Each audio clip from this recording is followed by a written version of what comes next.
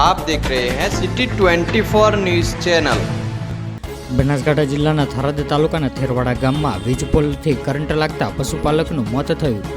સવારમાં જ દૂધ ભરવા જતા ગામમાં આવેલ વીજપોલ વાયર તૂટી જતા લાગ્યો હતો કરંટ। થેરવાડા ગ્રામ પંચાયતના વાયર રિપેર કરવા માટે વારંવાર લેખિત અને મૌખિક રજૂઆત કરવા છતાં વિદ્યુત બોર્ડની બેદરકારીના કારણે મોત નીપજ્યું। થેરવાડામાં પશુપાલકના મોતથી ગામમાં માતમ છવાયો।